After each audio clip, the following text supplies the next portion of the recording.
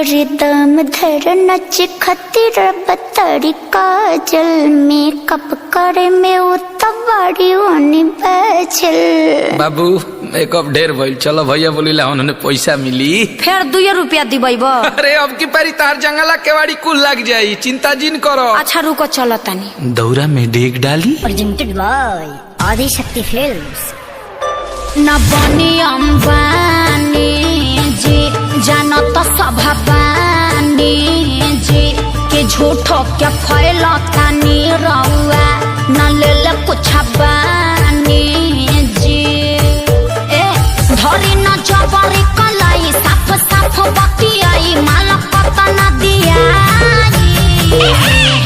अरे मुँह खोल के मांगा मुँह मांगा जानू दा ए ब्यास मान न जा। अरे फेंकू हो या औरी देहब कुछ ही ना।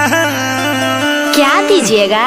2 रुपया हो 2 रुपया आ गई औकात पर। 2 रुपया हो 2 रुपया हम जानत नहीं। बोरा में अकेले 2 रुपया हो बोरा में अकेले 2 रुपया हो उमर हिला के पौने 2 रुपया।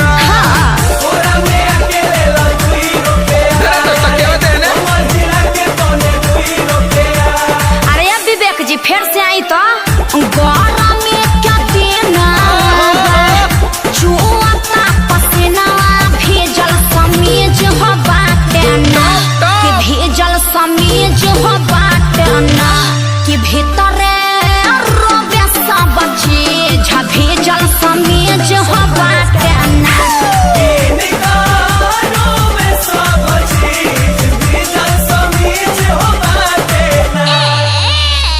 सुनले बानी तोहर त बहुते हो खता कमाई हो 1000 2000 जे दे देब तोहरो न कुछ घट जाई हो। जवानी अठन्नी पकैले बाडू कांडी बोला काहे अतना हाई बजट के करे लूटी। अरे बोला बुढ़िया जान भैया तो हमार होवे। हाँ तो फ्री में मजा लेबा छोड़ी हमार अब पीछा लेब न परीक्षा तनी दूरी बनाई।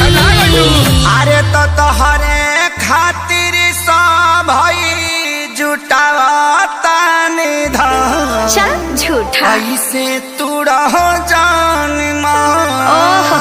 अरे होई पगली के पाछा पगली झर पर का ब्यास। हाँ तो तहार कहे भभाता 2 रुपया हो 2 रुपया का खा 2 रुपया हो 2 रुपया कहत जा। बोरा में अकेले 2 रुपया हो बोरा में अकेले 2 रुपया। अरे लागल है। तो महिला के पौने 2 रुपया।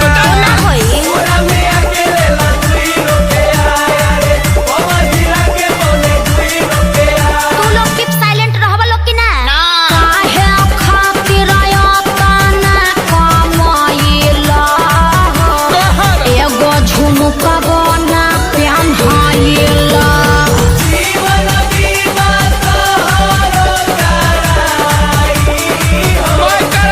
मैं करा दस सब बेनाई। हाँ तो एगो हाई हिल के सैंडल किनवा दलो। सुननी हरो डनली गली क्या ठीका तोहरो तक तने चले हो। ठीक सुन लिया। ना तो कंजूस क्या पहले तू बाड़ा रुपया करोड़ों बा भले हो। अरे अचल संपत्ति हमर बुतुराज सुन करे जय कबेर हमरो बना दो मिजान। सुन सुगीना त जीवन भर बैठी के छिलबू पिया। अच्छा अखिलेश खेसारी है ने आई आपका श्याम क्या बोलाई रात भगाना शहर से लेकर गावाई। शहर तक बाजेला। अरे धन धन्य कैलू दिल से बाटे धन्यवाद। वेलकम जादव जी। रह जीवन भर जिया जिया मजनू के सारू तू तो देखे में लागत तारा। का? हारू बेबी फारू बजट बढ़ाओ। बैगनो बेच दे।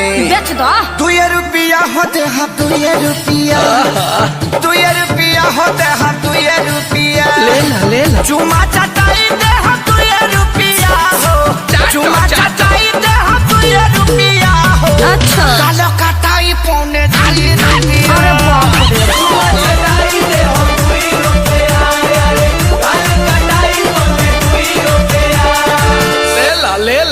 अरे बाजार खत्म करो लोग, जा अपना घर।